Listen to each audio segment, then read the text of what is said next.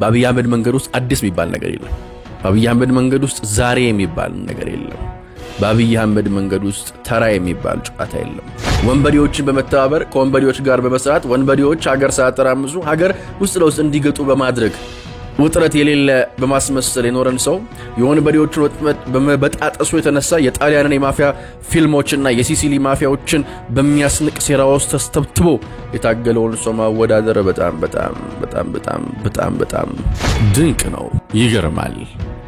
አስደናቂው ተአምር፣ አስደናቂው ገድል ከደህንነቱ ቢሮ ህልምና ስራ እስከ ቀዩ ቦኔት ከዘራፍና ዘራፊው ምዕራፍ እስከ አዲስ አበባ ሩሲያ የሩሲያ ሰማይ ስር የሶቺ በረዶ ላይ ከጠቅላይ ሚኒስትር አብይ አህመድ መሪነት ዘመን በፊት እስካሁኑ እስከ ብሪክስ ከዛም መለስ ብለን ያልሲሲና ያልሲሲ ቅጥረኛ ውሾቹን ጉዳይ ከዛም የልጆቻችንን የልጆቻቸውንም ሁነት እንፈትሸዋለን። አብይ ከመጣ የደህንነት መስሪያ ቤቱ ተዳከመ። ጌታቸው አሰፋ እኮ ድሮ ጠብቆ አቅንቶ አኑሮናል። አብይ ከመጣ ግን ጉድ ሆነናል። ብዙ ይባላል። ሁሉንም ልንፈትሸው እንሞክራለን። ካልታተመ መጽሐፍ ሰርቀን እናነባለን። በየፈርጁ እንመረምረዋለን። ጠቅላይ ሚኒስትር አብይ አህመድ ከስልጣናቸው በፊት ሩሲያ ሶቺ ላይ ያሰሩትን ቅኔ እንፈትሸዋለን። በአስደናቂው ተአምር ደግሞ ጠቅላይ ሚኒስትሩ ከለውጡ በፊት አብረዋቸው ወደ ሩሲያ የተጓዙ ልጆቻቸውን አሁንም ይዘው ሩሲያ ተገኝተዋል። የቱን ሐቅን መርምር፣ የቱን እንመልከት፣ የቱን እንፈትሽ። የተበሉት ጉዶችና ጉዶችንም በስፋት ልንመረምራቸው ነው። አስደናቂው ተአምር፣ አስደናቂው ገድል አብይን እንደ ፑቲን ወይንስ ደግሞ አብይ ወፑቲን ልንፈትሸው ልንመረምረው ነው። አብራችሁን ቆዩ። ወረድኑረን አላዋጣንም ፍላከስካይ አላዋጣንም ሆብሎ ገድሎ መሞት ላይ ዳዳው ከእንግዲህ ብረት ከብሶኗል ልዳው አዲሱ ትውልድ ሀሳብ ነው ሜዳው። ሰላም ጤና ይስጥልን ውድ ሀሳብ ሜዳ ታዳሚዎቻችን፣ እንደምን ከረማችሁ? እንዴት ሰነበታችሁ? እንዴት አላችሁ? ይህ በሀሳብ ሜዳችን ላይ በወዳጅ ወግ ሀሳብ ያነሳን ሀሳብ የምንጥልበት ሜዳችን ነው። ዛሬም ለሚቀጥሉት ጥቂት ደቂቃዎች በስፋት እንነጋገራለን፣ በስፋት እናወጋለን፣ በስፋት እንጨዋወታለን። ብዙ የምንነጋገረው ጉዳይ አለን።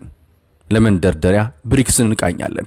ጠቅላይ ሚኒስትር አብይ አህመድ እንግዲህ ኳላላላምፑር ናቸው። ኳላላላምፑር የገቡት ጠቅላይ ሚኒስትር ሩሲያ ካዛን ላይ ደማቅ ቅኔ ጽፈዋል። በነገራችን ላይ አብይና ሩሲያ ልዩ ቅኔ ያላቸው፣ አብይና ሩሲያ ታሪክ ብዙ ናቸው። አብይና ሩሲያ የሚነጋገሩት የሚያወጉት ብዙ ቃላት አላቸው። ልክ እንደ ኢትዮጵያና ሩሲያ የቀደመ ታሪክ እንግዲህ ብሪክስ እጅግ ጠንካራ ህብረት መሆኑን ሰሞኑንም አንስቼላችኋለሁ፣ ሰሞኑንም ዳስሼላችኋለሁ።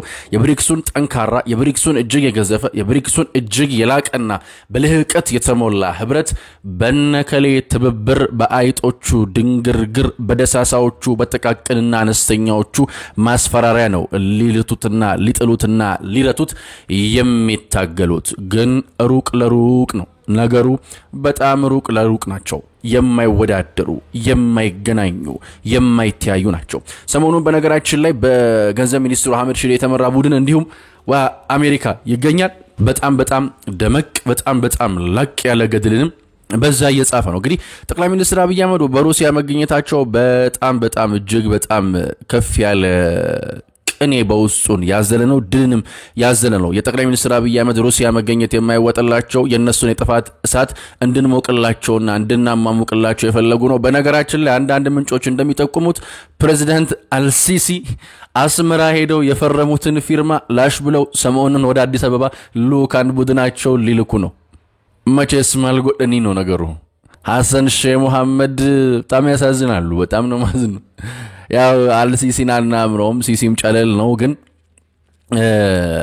ሰሞኑን የትሪፕሌት ነው ትሪፕል ታይት ምናምን ብለው ለሶስት አልሲሲ እንግዳው ነው ሄዶ ማል ደቅ ያለበት እንደ ሀገር መሪ አንገት የመድፋትና የመልከስከስ ማዕረግ ቆሞ የተራመደበት የሀገር ክብር ገደል የገባበት ፕሮቶኮል አፈር የበላበት ስምምነትን ሲሲ አፈር ሊያበላው ነው አሉ።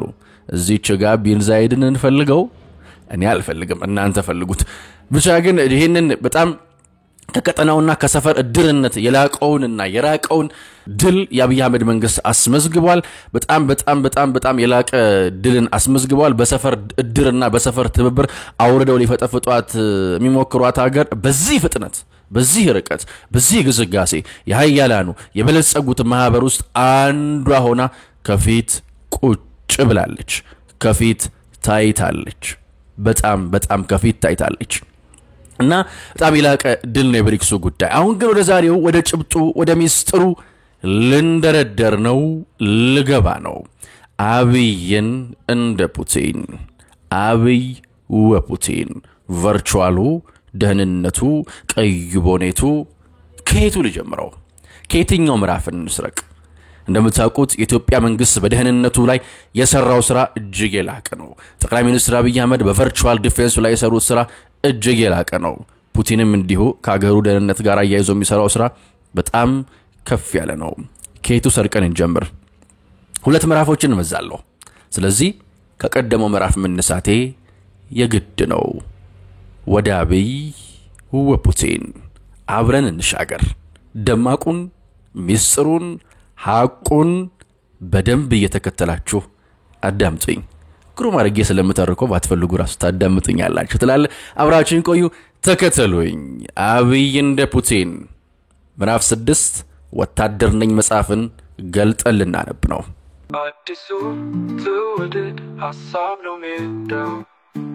አብይ ወፑቲን አነፍናፊው ተኝተው ነበር። መረጃን በማነፍነፍ ሀገርን ከጠላት ጥቃት መጠበቅ የማንኛውም የመረጃ ሰው ተቀዳሚ ኃላፊነት ነው። የኬጂቢው ሰው ቭላዲሚር ፑቲን በሁለተኛው የዓለም ጦርነት ወቅት ምዕራባውያን የሀገሩን ፍጻሜ እውን ለማድረግ ሲረባረቡ የሩሲያ ፍጻሜ አብሳሪ ከተባለችው ጀርመን ቁጭ ብሎ የዓለምን ሹክሹክታ ሁሉ በቀጭን ሽቦ በኩል በጆሮው ጠንቅቆ ሰምቷል። ይህንን ሰምቶ ተመሮና ተቆጭቶ ወደ ሀገሩ ተመልሷል። በመጨረሻም የሀገሩ መሪ ለመሆን በቅቷል። እንደ ፑቲን ያሉ የሀገር መሪዎች እዚህ የደረሱት በሀገራቸው የስለላ ተቋሞች ውስጥ ተቀጥረው ባገኙት ልምድና ባደረጉት ዝግጅት መነሻነት ነው። በመረጃና ደህንነት ተቋማት ውስጥ አድገው የሀገር መሪ ለመሆን ከበቁ የዓለማችን መሪዎች አንዱ የኛው አብይ አህመድ አሊ ነው። ለሀገር ሲባል ሰው ይገደላል፣ ቤት ይቃጠላል፣ ከተማ ይፈርሳል። አብይም ለሀገሩ ብሎ ሀገሩን ከማናቸውም ጥቃት ለመጠበቅ ብሎ መረጃን ያነፈንፋል። በዚህ ስራው የገዛ ሀገራቸውን ለመሸጥና ለማንኮታኮት ከትግራይ እስከ ዋይት ሃውስ ከእንግሊዝ እስከ መካከለኛው ምስራቅ ድረስ የዶለቱትን ሁሉ አንድም ሳያስቀር በሽቦና በኮዱ በኩል ለራሱ አስቀርጦታል። ልውውጦችን በሚገባ ያውቃቸዋል። ወዳጅና ሚስጥራቸውን አቅምና አቋማቸውን ሁሉ ልቅም አድርጎ መርጇል። ምን እነሱን ብቻ በተቃዋሚው መንደርና በዓለም ዙሪያ ያለውን ሁኔታም እንደ መጽሐፍ እየገለጠ አይቶታል። በተለይ በውጭው ዓለም ከወያኔና ከሌሎች ሸማቂዎች ጋር የተወራውንና በሀገሩ ላይ የተደለተውን ሁሉ አድምጧል። አንዳንዱ እዚህ ለማውራት በሚያስቸግር መልኩ ተከናውኗል። ዝርዝሩ ትራስ ደገፍ ብለን እስክንሰማው ድረስ ሰፊና አስደማሚ ነው። ይህ ነው የሰውየው የድል ምስጢር። ከጥረት ቀድሞ ስኬት የሚገኘው መዝገበ ቃላት ውስጥ ብቻ ነው እንዲሉ ያለ ጥረት ስኬት የለም። ሰውየው መረጃ ነፍንፎ በመረጃው ላይ ተመስርቶ ጥረት ያደርጋል። ግን በዚያ አደገኛ ሁኔታ ውስጥ ያደረገው ጥረት እንዴት ተሳካለት? እንዴት ቀደማቸው? እንዴት ሰማቸው? እንዴት ገለጣቸው? የሚለውን ጥያቄ በደንብ ለመመለስ ወደ ኢንሳና አበረክቶቹ ፊትሽን ማዞር ይኖርብሻል። ወጣቱ አብይ ሚሊኒየም ላይ ሀገሬን ላድን ብሎ ሲወስን የሄደው ወደ መድረክ ሳይሆን ወደ ቢሮው ነበር። የሚጠብቀው ኒሻን ሳይሆን ወጥመድ እንደሆነ ተረድቷል። የነብሩን ጅራት ሊይዝ ወስኗል። በየአደባባዩ ከመዛት ይልቅ ቢሮ እያመሸ መስራትን መረጠ። ቁጭ ብሎ አነበበ፣ አስነበበ፣ ተማረ፣ አስተማረ፣ አዳዲስ ክህሎትን ጨመረ። በተለይም በኢንፎርሜሽን ቴክኖሎጂ ዘርፍ ራሱን አበቃ። ጻፈ፣ ዲዛይን አደረገ፣ ሰለጠነ፣ አሰለጠነ። አምባውን መርጦ የህልም ተጋሪ ሰራዊት አደራጀ። ለምን ቢሉ ለስኬት አቋራጭ መንገድ ስለሌለው። አጋጣሚዎችም ደጋፊ ምርኩዝ እንጂ መጓዣ እግር ሊሆኑ አይችሉም። የተደረሰበት ሁሉ ታቅዶ የተሰራበትና የተለፋበት እንጂ ድንገት አይደለም። የህልሙን አፍ መፍቻ ቁጥር አደረገ። ቋንቋው ኢንፎርሜሽን ቴክኖሎጂ ሆነ። ያንን ቋንቋ ለመማርና ለማስተማር በዚያም ቋንቋ ከአጋሮቹ ጋር ለመግባባት የበቃው በጥረቱ እንጂ እንዲሁ ተገልጦለት አይደለም። ያን ቋንቋ የማያውቁት ናቁት። ያ ቋንቋ ያልገባቸው አይቲ ብቻ እያሉ ተሳለቁ። ያ ቋንቋ ያልገባቸው የትም አይደርስም ብለው አፌዙበት። አዲስ ነገር ሲመጣ የነበረውን እንደሚቆጣጠረው የዘነጉ ሁሉ አጣጥለው ተውት። ይህንን መተላለፍ የተረዱት አቶ ተፈራ ዋልዋ እንዲህ ብለው ነበር። እኛ ስንታገል በትልቅ ሰዎች ተማሪ ጠግቦ አየልጅ ነገር ይሉ ነበር። ግን ድላቸውን የሚወስን ጉዞ ውስጥ ነበር የምንጓዘው። አሁንም የሆነው ይህ ነው። አሁን እና አብይ የሚራመዱት ጉዞ የዘመኑ ጉዞ ነው። የዘመኑ ኃይል ነው። ተገቢ ነው። ይህ ነው የበለጠ ይህን ሀገር የሚያራምደው ብሎ ማሰብ ከተሳነን እኛ ራሳችን ያለፍንበትን መርሳት ነው። አዎ የዘመኑን ጉዞ የሚጓዙት አብይና ያምባው ልጆች በዘመኑ ቋንቋ ባንድና ዜሮ መቀኘት ሲጀምሩ ጉዳዩ ከእጃቸው እንደማያመልጥ እርግጠኛ ሆነው ተደላድለው ተኝተው ነበር። ወይኔ ተበላን። የዛሬዎቹ ጃማይካውያን ቅድማያቶች በመድረ ጃማይካ ከቀኝ ገዢዎቻቸው እኩይ ስርዓት በድብቅ ነፃ የሚወጡበትን ዘዴ ማሰላሰል ጀመሩ። በመጀመሪያ ያደረጉትም ቀኝ ገዢዎቻቸው የማይግባቡበትን ቋንቋ መፍጠርና በዚያ ቋንቋ እንዴት ነፃ እንደሚወጡ መወያየት ነበር። የፈጠሩት ፓትዋን የተሰኘ ቋንቋ ከስዋሂሊ ከፈረንሳይኛና እንግሊዘኛ ቋንቋዎች የተውጣጣ ነው። በዚህም ቋንቋ ማታ ከስራቸው በሚያርፉ ሰዓት በመወያየትና ቀን ደግሞ በዚህ ቋንቋ እንጉርጉሮችን በማዘጋጀት ይግባቡ ነበር። በእንግሊዘኛና በፈረንሳይኛ ሚስጥራቸውን ያወራሉ ብለው ከሚጠብቋቸው ቀኝ ገዢዎች ፊት በፓትዋን ቋንቋ አቅደውና ተናበው ከቀኝ ገዢዎቻቸው በማምለጥ ታግለው የማታ ማታ ነፃነታቸውን ተቀዳጁ። የአብይ አምባም ቋንቋውን ከአብዮታዊ ዲሞክራሲ ወደ ኢንፎርሜሽን ቴክኖሎጂ አዞረባቸው። ቴክኖሎጂ እንደ ቁምጣ ያጠራቸው ተቋማትን ታቅፈው ቁጭ ባለበት ኬብል ለብሶ ሲግናል ጎርሶ ከተፋለ። ከጫካ ይዘውት መጡት አናሎግ ስርዓት ሲንተባተቡ በዲጂታል ተቀኘባቸው። አምነውት ሳይሆን ይዘውት ለነበረው ዕውቀት ሲሉ ጓዳቸውን ከፈቱለት። የርሱ የቀጭን ሽቦ ጥረቱ በቅድሚያ የሀገሩን የሥርዓት ስብራት በዲጂታል ፋሻ ለመጠቅለልና ለማዳን ነበር። እግረ መንገድ ግን የሰበሯትንም ሰዎች በዘረጋው ሽቦ በኩል ገለጣቸው። ባዶ ነበሩ። እናደራሽን እንዴት ገለጣቸው ብለሽ እንዳትጠይቂኝ። ጨዋታው የቁጥርና የኮድ ስለሆነ ካሁን በኋላ ሰውየው ሲስተም ሰራላቸው፣ መስመር ዘረጋላቸው፣ በኔትወርክ አገናኘላቸው፣ ትሬን አደረገላቸው ካልኩሽ ዝም ብለሽ ወይኔ ተበሉ በይ። ምን እነሱ ብቻ የ4 ኪሎ መንገድም እንዲሁ ባጋጣሚ ተከፍቶለት የገባ ይመስለን እኔና አንቺም ተበልተናል አልንና አንዱን ምዕራፍ እንዲሰረቀን እንቀጥላለን። ወደ 13ኛውና ወደ ቀዩ ልዩ ቦኔት ምዕራፍ እንሄዳለን፣ እንፈትሻለን። ከዛ በፊት ግን ወይኔ ተበላን የሚለውን ጩኸት እንፈትሽ እስቲ። አዲሱ ትውልድ ሐሳብ ነው ሜዳው። ጩኸቱ፣ እሳቱ፣ ሐሜቱ፣ ለቅሶ፣ ሴራው ሁሉ ያለው እዚህ ውስጥ ነው። የተበሉት ተኝተው የነጋባቸው እዛው ያሉት ናቸው የሚጮሁት። ለምሳሌ በቨርቹዋል ዲፌንሱ በኩል አብይ ነቅቶባቸው ቁማራቸውን ያስጣላቸው፣ በሪፐብሊካን ጋርዱ በኩል የነጋባቸው እነሱ ነጋልን ብለው ሲፎክሩ አብይ ላጣርጎ የረታቸው። ቨርቹዋል ዲፌንሱን አጠንክሮ መከላከያውን አዘምኖ የደህንነት ተቋማቱን በላቀ ልህቀትና ርቀት ገንብቶ ወናና ባዶ አርጎ ያስቀራቸው ጉዶች ናቸው። እንዴት አርጎ እንዳስቀራቸው፣ እንዴት አርጎ እንደረታቸው፣ እንዴት አርጎ እንዳንበረከካቸው እነሱም ያውቁት። እነሱ ሳያውቁት ቀርተው ያሉ እኛ ራሱ ለነሱ ድንብርብር ተላልፈን ተሰተን ለጮታቸው የተነበረከክንላቸው ጉዶች ናቸው። የድሮዎቹ አራዳዎች፣ የድሮዎቹ ነጋዴዎች፣ ዘራፍና ዘራፊዎች ናቸው። በነገራችን ላይ እዚሁ ምዕራፍ ውስጥ የምናነሳው ሰውም ጭምር እያዘጋጀ እየሰራ እንደነበረ አንሰንላቸዋል።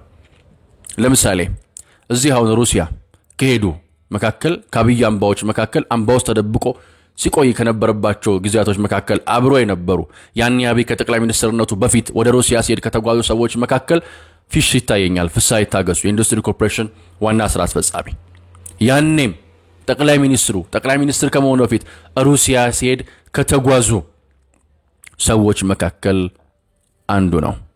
እሱንም አያዋለሁ። ዛሬም ከጀርባቸው ተከትለው ሄደው ከጠቅላይ ሚኒስትሩ ጋር እናያቸዋለን። ያምባዎቹ ውጤቶች፣ ተፋላሚዎች፣ ማሳያዎች፣ መነጋገሪያዎች እነሱ ናቸው። ሩቅ ናቸው። መመርመር ካለብን በደንገጥ ካለብን እዚህ አቆስ ነው። አብይ አህመድ እንዴት እንደሚራመድ፣ እንዴት እንደሚሄድ፣ እንዴት እንደሚያወራ ጠንቅቆ ያውቃል። እዚች ጋር አንድ ነገር አንስቼላችሁ ወደ ቀይ ቦኔት ምዕራፍ ተሸጋግሬ አብይን በጌታቸው አሰፋ ንጽጽር ቃኘዋለሁ። ጠቅላይ ሚኒስትር አብይ አህመድ ሩሲያ ሶቺ ላይ ነው የመደመርን ቅኔ ያሰሩት፣ የመደመርን ቋንቋ ያሰሩት። የራሺያ በረዶች ላይ ነው ለደመቀ መኮንን በሌላ አማርኛ እንደመር ኦሮማራን አመጣን እንውለደው ሲሉ የነገሩት። አቶ ደመቀ ደነገጡ፣ በጣም ፈሩ። አንተ ሰው ረረረረረ አሉ። ከዛ አዲስ አበባ መጡ። ጥቂት ቆይተው ደወሉ። ከዛ ኦህዴድ ውስጥ የተቀጣጠለው እሳት ወደ ብአዴን ተሻገረ። አብይ አህመድ የሚባል ሰው ድልድዩን ገነባው። የሶቺ ነጭ በረዶ ላይ ቆሞ ከቭላዲሚር ቭላዲሚሮቪች ፑቲን ሀገር ሰማይ ስር ሆኖ ኦሮማራን አምጦ ወለደው። ካልኩሌተሩን ሰራ ነው፣ መንገዱን አሰመር ነው ቢሉንም ውሸትና ሐሰት ነው። ሩሲያና አብይ ቅኔያቸው ብዙ ነው። ወያኔ ተንሸራተተችበትን በረዶ አብይ ያዘነበው ሩሲያ በረዶ ላይ ቆሞ ደፍሮ ለቀደመው ምክትል ጠቅላይ ሚኒስትር ነግሮና አስረድቶ ነው። ሐቁ እዚህ ውስጥ አለ። ያኔ ከነበሩት ውስጥ የአብዩ አምባ ፍሬዎች ውስጥ ዛሬም ፊሽን እያየነው ነው። አምባው ብዙ ሐቅ አለው። እናም መደንገጥም መመርመርም ማየትም ያለብን ይህንን ሐቅ ነው። አሁን ግን ወደ ሌላኛው የመጽሐፍ ስርቆት ልሻገር። እንደ አብይ ወይስ እንደ ፑቲን ከቀዩ ቦኔት ምዕራፍ ልንመዝነው? ተከተሉኝ። አዲሱ ትውልድ ሐሳብ ነው ሜዳው። እንደ አብይ ወይስ እንደ ፑቲን? አብይ የፑቲንን መንገድ ያውቀው ነበር።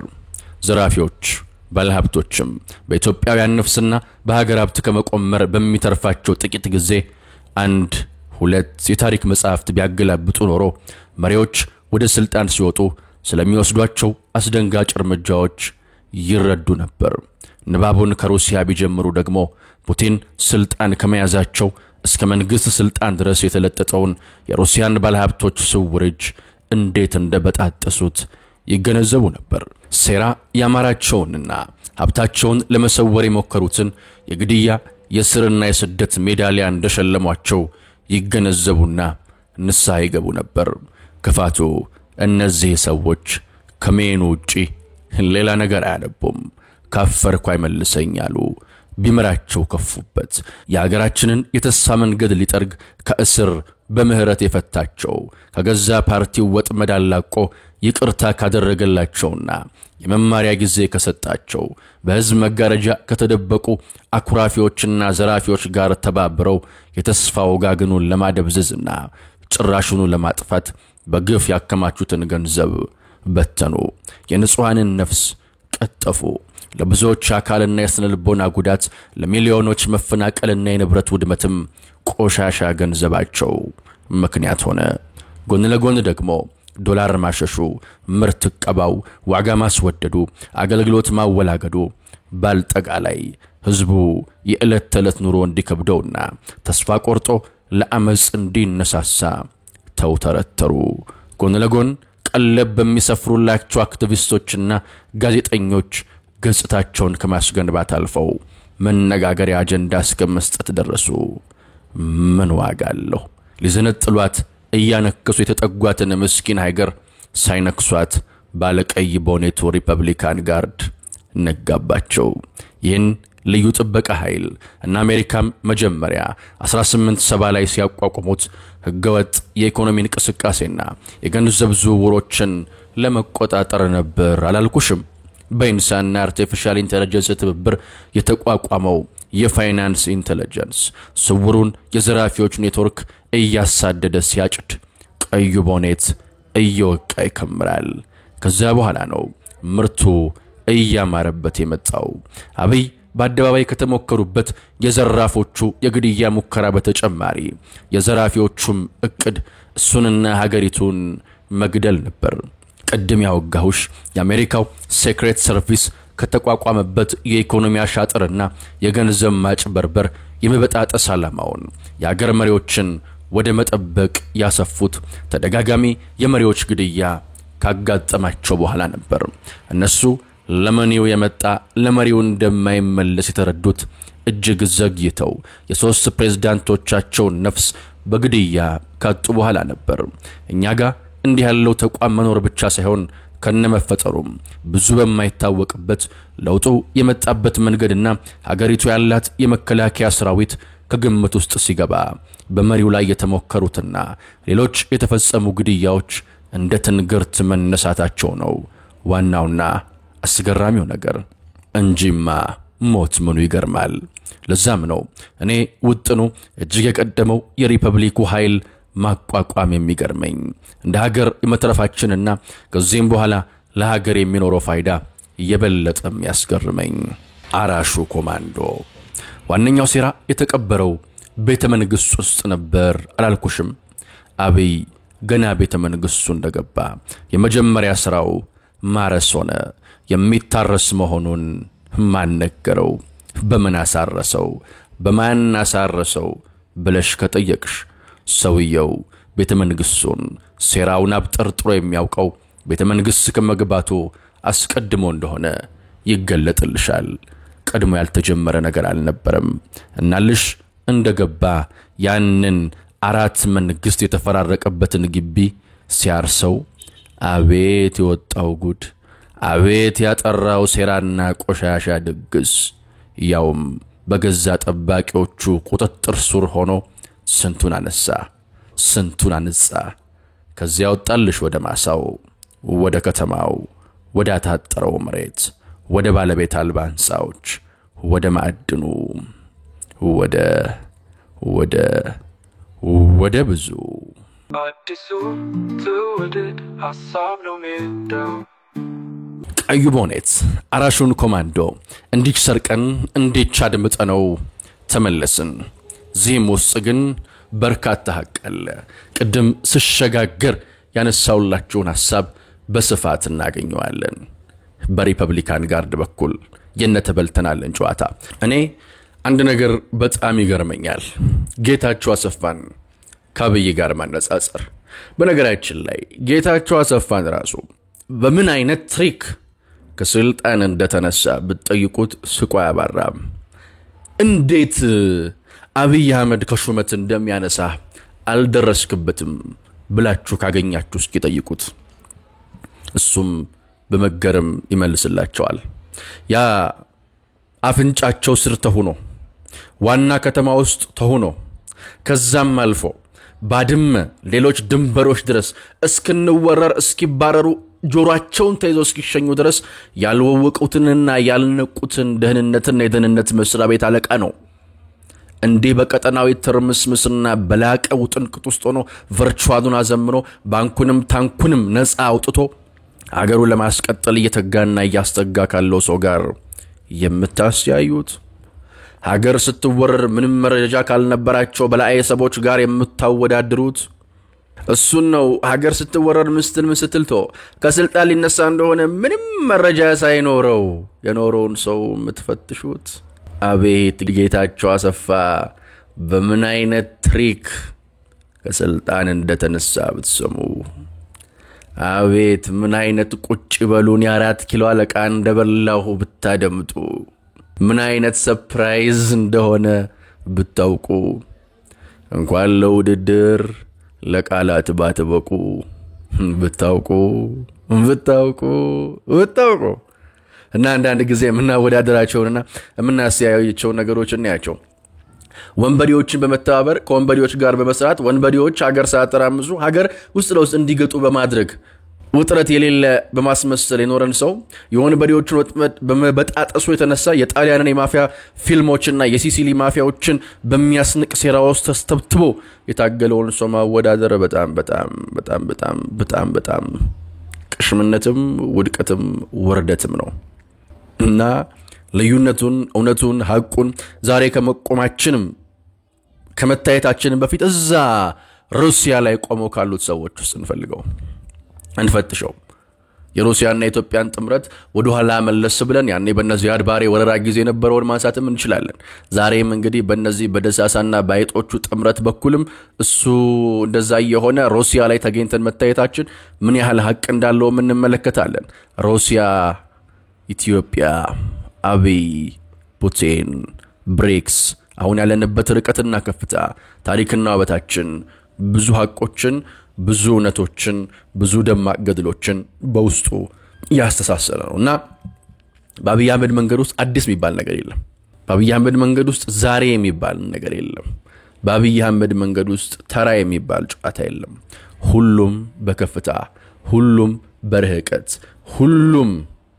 ሁሉም በየፈርጁ የተሰደረ ነው ደና ተራኪ ማጣት ጎበዝ ገላጭ መጥፋቱ ታሪክ የለም ማለት አይደለም የሚወራለ የሚነገራለ የሚተረካለ ብዙ ከአዲስ አበባ እስከ ሩሲያ ከካዛን እስከ ሶቺ ከሶቺ እስከ አዲስ አበባ ከአዲስ አበባም እስከ እምብርቷ 4 ኪሎ ከቀጠናዊ ትግል እስከ ውስጥ ፖለቲካ ትርምስምስ ከሌቦች ድንጋጤ እስከ ባለስልጣናት አይን መፍዘዝ የዓለም ፖለቲካ ምህዋር መቀየር እስከ ቀጠናው ጾም አለማደር ድረስ በጣም በርካታ መንገዶች አሉ የመደመር መንገድ በጣም ብዙ ሐቆችን ይዟል ከበሻሻ እስከ 4 ኪሎ ባለው መንገድ ውስጥ ሩሲያ አለች ሶቺ ደህንነት አለ አምባው አለ ርቀት አለ ትጋት አለ ያልከሸፈ ወጣትነት ያልባከነ ልጅነት በአግባቡ የተጠቀሙበት ጊዜና ሐቅ አለ ኢንሳ አለ አምባው አለ ሳይንስና ቴክኖሎጂ አለ የኦሮሚያ ቢሮዎች አሉ የደህንነት መስሪያ ቤቱ አለ ብዙ ሐቅ ይመረመራል እናም አብዮተኛውን ወታደሩን ትጉን ወጣቱን አብይ ዛሬ ሩሲያ ላይ ጎልምሶ ከማየታችን በፊት በጣም በርካታ ሐቆችን ጽፏል በስራ በቨርቹዋል በኮዲንግ በሐሳብ በኪቦርድ በላፕቶፕ በሁሉም መንገዶች የተጻፈ ገድል እዚያ አለ የምናወዳድረውና የምናስያየው ሐቅ ሁሉ በዚህ መንገድ ውስጥ የተሰመረ ነው እኛም መጽሐፍ ሰርቀን ገልጠን ካልታተመው አይተን ከቨርቹዋሉ እስከ ቆይ በሆነቱ ተመላልሰን እንዴት ያሳየናችሁ መንገዱ ረጅም ስራውም እጅግ ልፍ ነው እኛ ግን ደግደጉን እናወጋለን በጎበጎን እናወራለን ሁሉም ነገር ከሐሳብ ይጀምራል መነሻችን ነው የሰላም ጋዜጠኝነት ደግሞ መርሃችን ፈጣሪ ኢትዮጵያና ሕዝቦቿን አብዝቶ ይባርክ የኔና የናንተ ሀገር እንደ ልማዷ ታሸንፋለች ውድ ሜዳችን ታዳሚዎች ቸር ቆዩን warka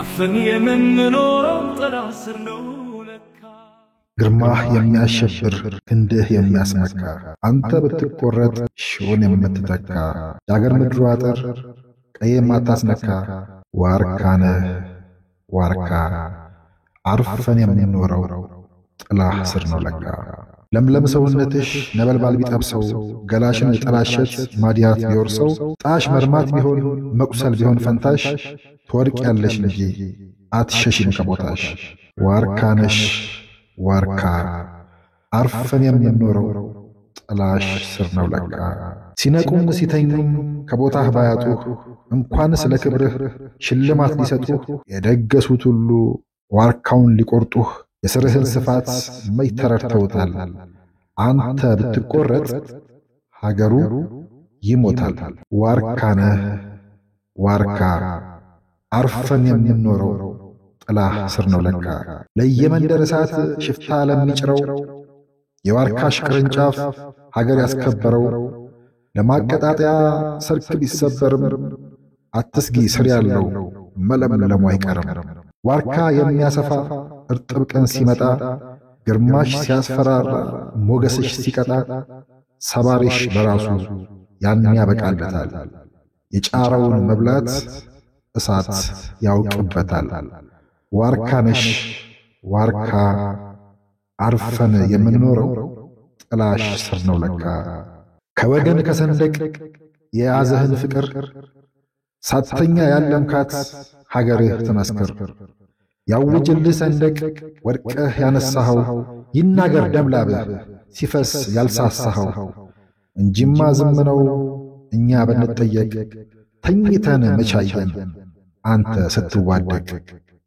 ዋርካ ዋርካነህ ዋርካ አርፈን የምንኖረው ጥላ ስር ነው ለካ ዓለም ምድረ በዳ አየሯ ቢፋጅም ብርቱ ልጆቻችን ጥላቸው ረጅም ጣይ የጋረዱ ከበው በዙሪያችን ስለ ቆሙልን ነው አርፈን መኖራችን ዋርካ ዋርካ ናቸው ዋርካ ከሳት ያስጠለለን ጥላቸው ነው ለካ እንደኛው ደም ሳሉ አጥንትና ሥጋ እሳት ሲጋፈጡ ልባቸው ያልሰጋ ብረት ሆኖ አይደለም ትከሻ ክንዳቸው የሚማገዱልን ስለሚገዳቸው ዋርካ ዋርካ ናቸው ጋርደው ያሳረፉ ሀገር በጥላቸው ዋርካ ዋርካ ናቸው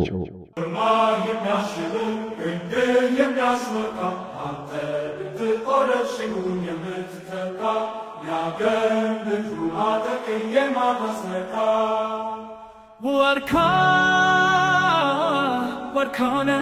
warkana afan የምንኖረው ጥላ ስር ነው ለካ ውረድ እንውረድ አላዋጣንም ፍና ከስቃይ አላዋጣንም ሆብኖ ገድሎ መሞት ላይ ዳዳው ከእንግዲህ ብረት ገብስ ሆኗል ዕዳው አዲሱ ትውልድ ሀሳብ ነው ሜዳው